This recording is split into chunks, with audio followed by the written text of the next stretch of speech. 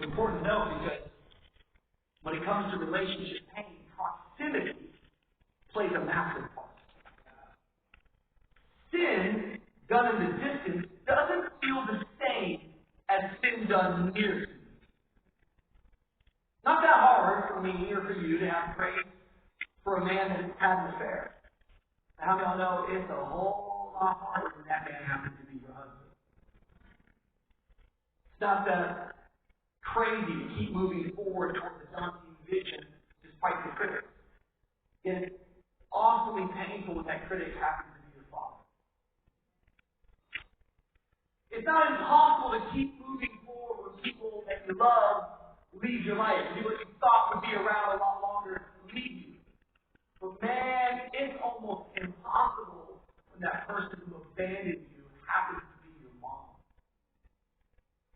It's not that surprising to most of us when people who profess to be Christians say one thing and do another. But man, it can be faith altering where the pastor that you put your trust in, your love in, your belief in, turns out to be something other than whatever you preach and profess.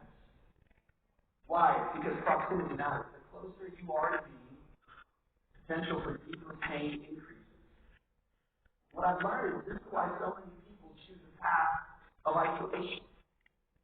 The pain brought on by relationship was so hurtful that they refused to trust it. I don't know if you've ever heard of the flea experience. Sort of interesting. They did research on fleas. What they discovered is that you could put fleas into a can, and you could put a lid on that can.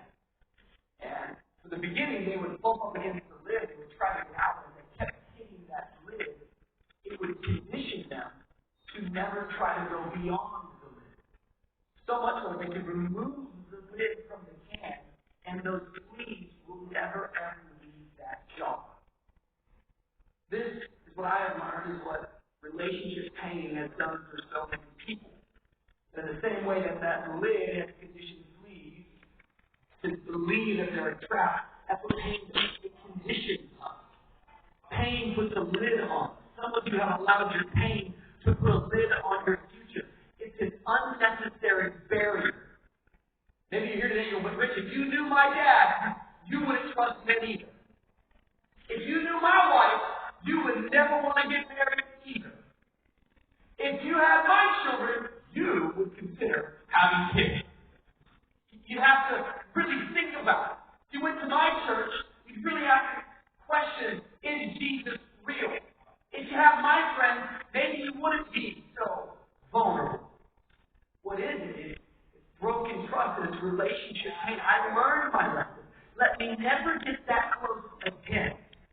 And the result is a self-protection mechanism known as isolation and seclusion. I'm defending myself. I mean, although it's one thing to be introverted, it's another thing to be isolated. Introverted is a personality type.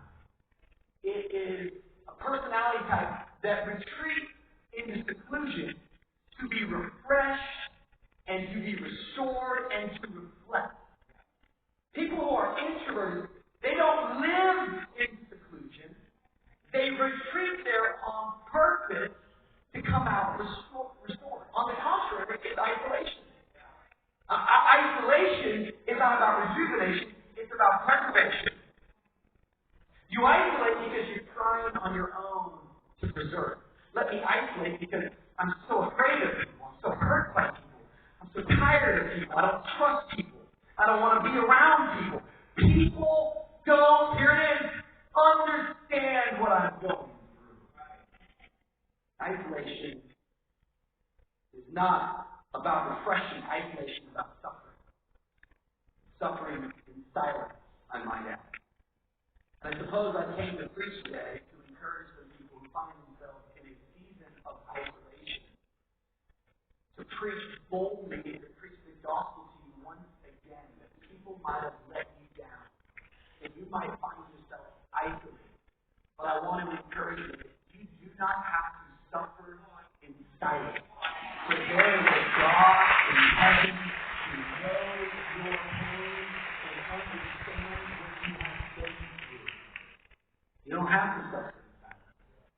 Jesus is the God who knows what you've been through. Jesus, as you said in the gospel, knows all about relationship pain. Three groups of people let him down. It's probably more than that, but I think three particular groups let him down. And the reality of it is that what's true for Jesus, if you follow him, will be true for you. What's true for Jesus will be true for you. First group of people to let Jesus down was his very own family. Scriptures let us know